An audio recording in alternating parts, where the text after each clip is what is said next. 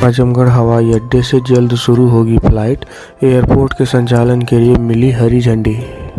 Hello दोस्तों, good morning. आज हम आप लोगों के लिए एक बार फिर आजमगढ़ एयरपोर्ट से रिलेटेड एक नई वीडियो लेकर आए हैं, जिसमें काफ़ी अच्छी इन्फॉर्मेशन आपकी मिल कर आई है।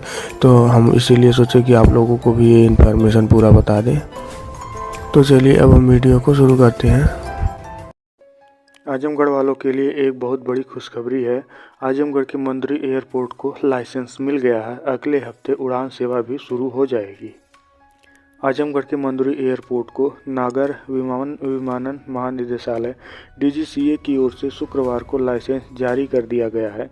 इसी सप्ताह आजमगढ़ से लखनऊ के लिए पहली उड़ान शुरू हो जाएगी। 2-3 दिन में इसका शेड्यूल भी जारी किया जाएगा। इस एयरपोर्ट की निगरानी वाराणसी एयरपोर्ट अथॉरिटी के जिम्मे होगी।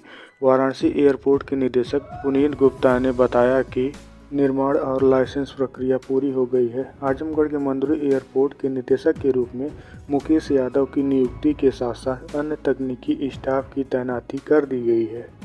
रीजनल कनेक्टिविटी स्कीम RCS के तहत यहां से विमान संचालित होंगे। इसके किराए में सब्सिडी होगी। विमानन संचालन के लिए एक निजी विमानन कंपनी का चयन किया जा चुका है। उसके संचालन की अनुमति पहले ही मिल चुकी है। एयरपोर्ट की लाइसेंसिंग के इंतजार में शेड्यूल नहीं जारी हुआ था। प्रदेश के रीजनल कनेक्टिविटी स्कीम के तहत आजमगढ़ के मंदुरी में हवाई पट्टी का विस्तार कर एयरपोर्ट बनाया गया है।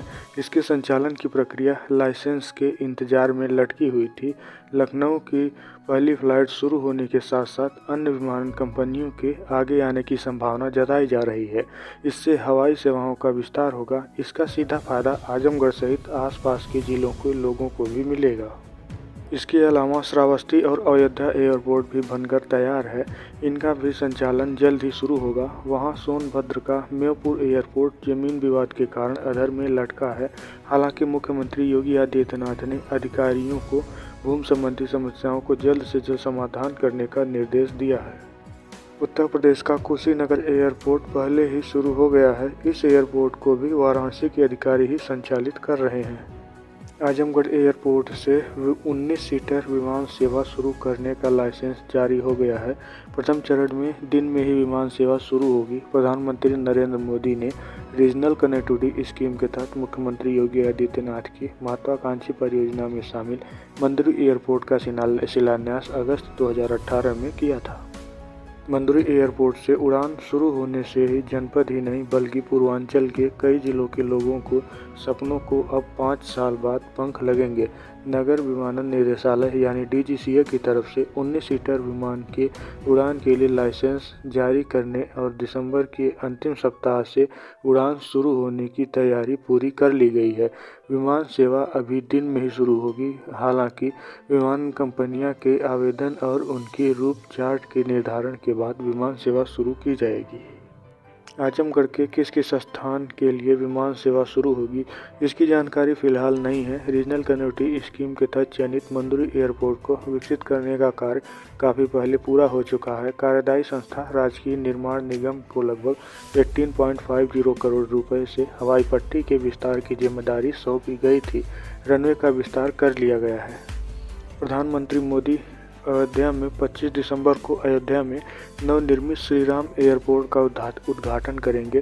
संभावना है कि जिस मंदुरी एयरपोर्ट का शिलान्यास प्रधानमंत्री ने किया था, उसका उद्घाटन भी अयोध्या से PM वर्चुअली कर सकते हैं।